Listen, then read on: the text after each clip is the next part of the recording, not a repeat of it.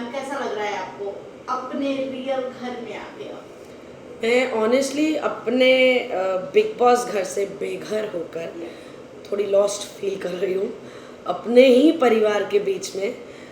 मतलब अभी तक शायद मैं वो मेंटल जोन में वहीं पर हूँ। तो जब मेरे घर वाले सब बैठे हैं क्योंकि मैं आई हूँ, सब मिल रहे हैं, तो मुझे थोड़ा ऐसा हो रहा है कि मतलब क्यों मैं यहाँ हूँ, और ये क्या बातें कर रहे हैं। तो I think I am able to connect to these conversations more than जो मेरे घर वाले मुझसे बात कर रहे हैं। मैम आपकी घर की बात करें तो जिस तरह से आपका ग्रैंड वेलकम हुआ बिग बॉस जी। एंथम के साथ, जी। तो आपने कुछ इमेजिन किया था कि इस तरह से वेलकम होगा? नहीं, बिल्कुल नहीं इमेजिन किया था and I am so happy. मतलब क्योंकि मेरे को इमीडिएटली कनेक्ट हो गया वो। And yes, I miss that anthem every morning. टा ऐसे पहले तो ऐसे होता था, हे भगवान इसे बंद कर दो। फिर जैसे जैसे हमें आदत पड़ गई, ऐसे लगता था ओह कितना सुरीला है, कितना सुरीला है। So yes, it was beautiful. Thank you to my family. Ma'am कहीं ना कहीं सुबह आपको ऐसा तो नहीं लगता कि कहीं कहीं से कुकड़ों की आवाज आ जाए, अव्वल तो मैं इतना सोती नहीं थी, तो मेरे लिए कुकड़ू को नहीं बजा है। एक बार बजा था, पर उस दिन मेरी तबीयत खराब थी, जो मैंने बिग बॉस को बोला, एंड देन उसके बाद नहीं बजा आफ्टर ही अंडरस्टूड कि I am not feeling well. तो मेरे लिए कुकड़ू को नहीं बजा, बट बहुतों के लिए बजा। अंकिता ने तो टॉप की list. Overall big boss family की बात करें तो कितना मिस कर रही हो, किसको मिस कर रही हो? डेफिनेटली मैं बिग बॉस की फैमिली को मिस कर रही हूँ, जो मेरे सारे कंटेस्टेंट्स थे, मेरे फ्रेंड्स बन गए थे। और मैं मुनव्वर और अभिषेक को मिस कर रही हूँ। और waiting to meet Anurag as soon as possible उसके लिए। और मुनव्वर तो फिर जीत के ही आएगा ना। मुनव्वर की बात आई है तो एक बार फिर से आयशा एंट्री कर चुकी हैं बिग बॉस हाउस में, कैसा लग रहा है? उनका अब जो फर्स्ट टाइम वो जिस रिएक्शन की बात ऑडियंस कर रहे थे आयशा खान की, शायद अब वो दिखा रही है सामने से इग्नोर करके मुनव्वर को किचन एरिया में, बट कहीं ना कहीं मुनव्वर अभी भी उनके पीछे पीछे लगे हुए हैं, आपको ऐसा? देखो यार, यही तो है, मुनव्वर खराब इंसान नहीं है। He is not that I don't care वाला इंसान। अगर उन्होंने जो गलती की उसकी ओनरशिप भी इस प्लेटफॉर्म पे ली, माफ़ी भी मांगी है, और वो तहे दिल से मांगी है। एंड और फिर डेफिनेटली आयशा के थोड़े बहुत हेल्थ इश्यूज थे, तो he is not a bad person. इंसान ख़राब नहीं है, इंसान से गलतियाँ होती हैं, वो सही गलत चीज़ें हो सकती है आपके साथ, मेरे साथ, मुनव्वर के साथ। कोई वो फरिश्ता नहीं है कि भैया वो गलती करेगा ही नहीं। बट तो या अगर मुनव्वर उस आयशा के आने के बाद भी आयशा से बात करने के या एक वार्म चीज़ प्रेजेंट कर रहे हैं, तो वो फेक नहीं है, वो है वैसा यार। मतलब he feels bad, he is compassionate. Ritu ma'am, nomination की बात करें तो जिस तरह आपका घर से बेघर होने का दिखाया गया, देन आपके बाद नील भट्ट भी बाहर हो गए जी। सो क्या आपने इमेजिन किया था कि मतलब ऐसा तो हुआ ही नहीं था कि नहीं एक साथ दो जन बाहर जाएंगे? नहीं नहीं, ये देखिए, ये होना था ऐसा। कोई ओ गॉड दो क्यों निकले, ये है कि वो प्रोसेस कब शुरू होता। एंड कंसिडरिंग कि बहुत करेक्टली स्पीकिंग कि 15 हफ्तों का शो है और 11वें हफ्ते में हम 2 लोग निकले और फिर अनुराग भी निकला, तो भैया भीड़ तो कम करनी है ना फिनाले तक पहुंचने के लिए। 10 या 13 लोग तो नहीं जा सकते वहाँ तक। तो डेफिनेटली वो प्रोसेस कुछ सरप्राइजिंग नहीं था एज सच। ये क्योंकि रीज़न बीइंग, क्योंकि वो होने से पहले भी जब हम घर पे थे तो हम ये बात कर रहे थे कि भाई अगर 15 हफ्ते तक शो है और एक्सटेंड हो रहा है तो अलग बात है, अगर एक्सटेंड नहीं हो रहा तो डेफिनेटली अब वो 2-2 करके निकालना शुरू करेंगे, क्योंकि फिर कैसे करेंगे फिनाले इतने सारे लोगों के साथ। So it was not shocking. Anurag की बात करें तो अनुराग को जहाँ तक बिग बॉस की गेम प्लान की बात करें रिंकू में, तो बिग बॉस वन डे कुछ टाइम पहले ही अनुराग को निकालना चाहते थे बिग बॉस गेम अकॉर्डिंग, क्योंकि आयशा जब ईशा जब कैप्टन थी उनके पास चॉइसेस रखा। बिग बॉस निकालना नहीं चाहते थे, ये बहुत गलत तरीका है। बट कहीं ना कहीं अनुराग को बाहर निकालने के बाद ऑडियंस बोल रही है, अगर वोटिंग के आधार पे देखा जाए तो अनुराग को नहीं वो निकलते बिग बॉस हाउस से।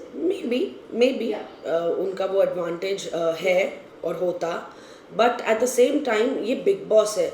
हर कैप्टन के हिसाब से, जैसे अगर हम इस बही खाते की बात करें जो उस दिन खुला, बैलेंस शीट जिसे बोलते हैं, तो ये बिग बॉस ने अनाउंसमेंट बहुत पहले कर दी थी कि सबकी बैलेंस शीट बनेगी। और जिस दिन मैं बोलूँगा ना उस दिन मैं आपसे सवाल करूँगा ना आपके लॉजिक को सुनूंगा, मैं अपना डिसीजन दूंगा, ठीक है। ये बोलने के बावजूद उन्होंने वो डिसीजन खुद नहीं लिया, वो बैकाता खुला 4 लोगों का, और 4 लोगों में ये तो हैंड्स डाउन अनुराग ने भी वहाँ बैठे बैठे बोल दिया अरे बैलेंस शीट खुल रहा है मैं ही जाऊँगा, क्योंकि उसे पता था कि उसने इतने जो भी रूल्स ब्रेक किए हैं या एक इनएक्टिव वे में उस घर में रहा है, तो ये तो अनुराग खुद एक्सेप्ट कर रहा था। तो जब अनुराग को ही पता है कि उसने क्या किया या क्या नहीं किया, तो फिर उसमें हम बिग बॉस को कैसे कोट कर सकते हैं। अब बैलेंस शीट खुला, 4 लोग निकले, चारों ने रूल ब्रेक किए थे, ऐसा नहीं था कि 3 ने नहीं किया और 1 ही ने किया, चारों के रूल ब्रेक सामने आए हैं। It's just that Anurag took the cake. क्योंकि बिग बॉस एक्स कंटेस्टेंट जो रहे हैं एरविश यादव, उन्होंने ट्वीट किया देन बिग बॉस के गेम प्लान के ऊपर उन्होंने तंजा कसते हुए ये वर्ड कहा। सो कहीं ना कहीं आपको लगता है कि उनका ये बोलना सही है या गलत कि बिग बॉस ने जिस तरह अनुराग को घर से बेघर किए, घर के सदस्यों के, पर उस दिन तो अनुराग बेघर भी नहीं हुआ ना, बट बैलेंस शीट के दायरे में एक्स कंटेस्टेंट की वजह से बेघर हुए नो। अगर वो एक्स कंटेस्टेंट बोल रहे हैं कि अनफेयर तरीके से बेघर हुए हैं, तो मैंने वो एपिसोड देखा है, और 3 कैप्टन्स को जब बोला गया 2 एक्स एंड 1 करंट कैप्टन को, तो तीनों ने अनुराग का नाम नहीं लिया था, मुनव्वर ने लिया था। बट क्योंकि अनुराग और मुनव्वर दोनों ने कहा है कि भैया हमारी दुश्मनी है, अब है ना, डे 1 से उन्होंने ये दोनों ने एक्सेप्ट किया हुआ है कि भैया हमारी दुश्मनी है, तो मुनव्वर का अनुराग का नाम लेना बड़ा जायज़ था, क्योंकि that's the feeling they hold for each other, it's a very mutual thing that they hold for each other. दूसरी बात, क्या मुनव्वर के कहने पे अनुराग को निकाल दिया? नहीं, फिर बाकी कंटेस्टेंट्स को एक एक करके कन्फेशन रूम में बुला के, फिर वो हर कंटेस्टेंट का अपना नाम था और उसमें अनुराग का नाम ज़्यादा निकला। तो अब उसमें आप फिर भी बिग बॉस को कैसे बोलेंगे, क्योंकि nomination is never behind the cameras. Nomination का अधिकार सिर्फ कंटेस्टेंट्स को है। ये तो मैं 11 हफ्ते तक रही हूँ, तो मुझे पता है कि एविक्शन ऑडियंस के हाथ में है, एविक्शन वोटिंग पे है, पर नॉमिनेशन ना ऑडियंस का लेना देना है उसमें, ना ही बिग बॉस टीम का लेना देना है। वो 100% जो हाउसमेट्स हैं उनके ऊपर ही डिपेंड करता है कि वो किसका नाम लेंगे। मैम, जिस तरह से आपका मुनावर के साथ बॉन्ड रहा है, अब आप घर से बेघर हो गई हैं, तो अंकिता कहीं ना कहीं उनके सपोर्ट में है। सो आपको क्या लगता है अंकिता और विक्की का क्या कुछ गेम प्लान है फ्रेंड के थ्रू मुनावर के साथ क्लोज रहकर अपने गेम को ज़्यादा आगे तक ले जाने का? देखो, एक पॉइंट ऐसा रिसेंट में था जहाँ अनुराग, मुनव्वर, मैं, नील, अभिषेक, हम ये कुछ 5-6 लोग, 4-5 लोग एक साथ हो गए थे। तो अनुराग ने ना कई बार इस दौरान बोला कि भाई उससे पहले जैसे हमारे साथ उसका इतना कनेक्ट था नहीं, तो अनुराग ने ये कहा कि मुझे बहुत अच्छा लगता है आप लोग के साथ बैठ के, क्योंकि मैं अपने मन की बात कर सकता हूँ, जो मैं कहना चाहता हूँ मैं कर सकता हूँ, मुझे कोई रोक टोक नहीं है, कोई मुझे जज नहीं करता, कोई मुझे ये नहीं बोलता ये बात मत बोलो। तो मैंने कहा पर कोई भी तुमको ऐसा क्यों बोलेगा? वो तुम्हारा थॉट, तुम्हारी ओपिनियन, तुम्हारा परसेप्शन उस सिचुएशन को देखने का है या उस इंसान के बारे में वो ओपिनियन है। हु एम आई टू से योर राइट और रॉन्ग? मेरी अपनी ओपिनियन है, हमारी ओपिनियन मैच करे नहीं करे, फिर भी ओपिनियन हम दोनों की सही है अपनी जगह।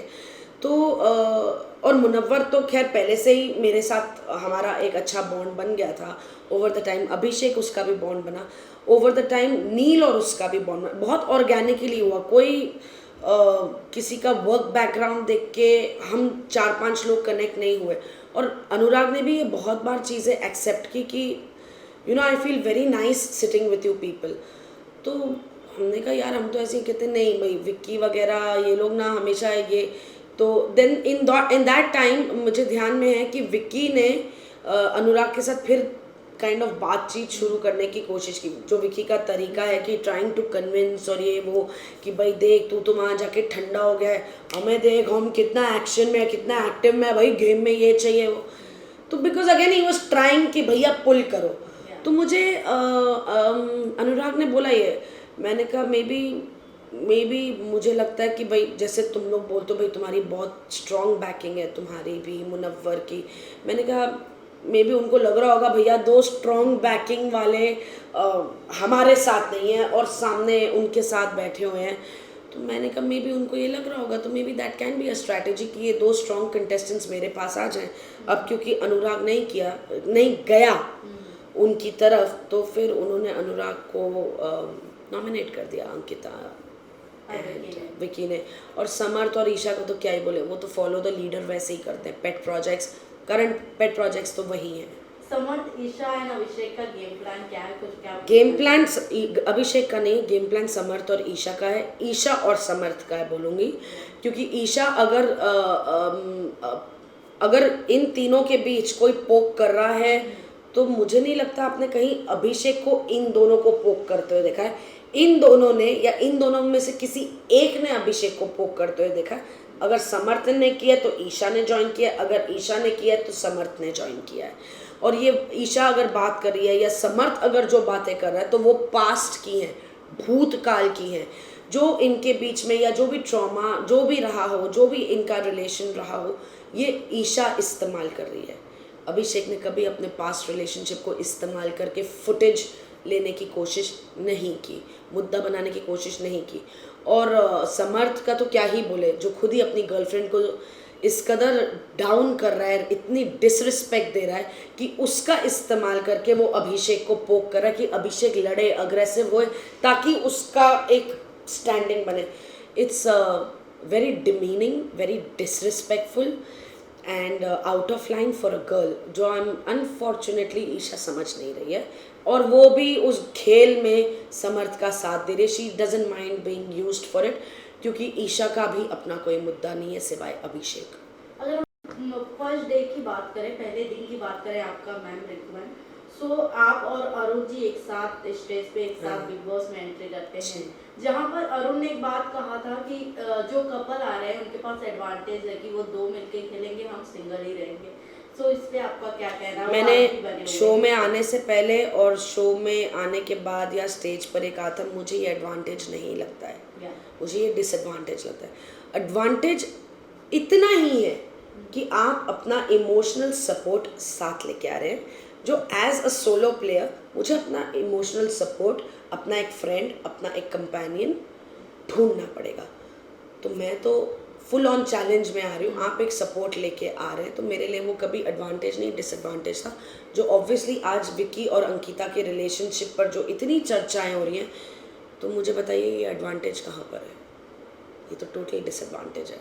आज तो वो इमोशनल सपोर्ट में भी नहीं है एक दूसरे के। औरा और मनारा के लिए क्या कहेंगी? मनारा का जिस तरह आपसे औरा और मनारा का मतलब औरा और मनारा का काफी अच्छा बॉन्ड दिखाया गया, जब आयशा को थोड़ा उनसे प्रॉब्लम था औरा को आयशा से, देन ही सेड नहीं, औरा को आयशा से प्रॉब्लम नहीं था।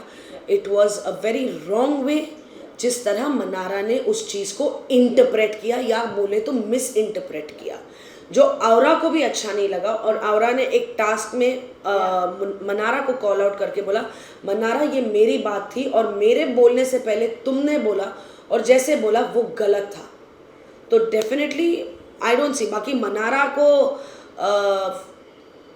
आई am fun, I am happy के लिए कोई भी साइड में खड़ा कर दो चलेगा।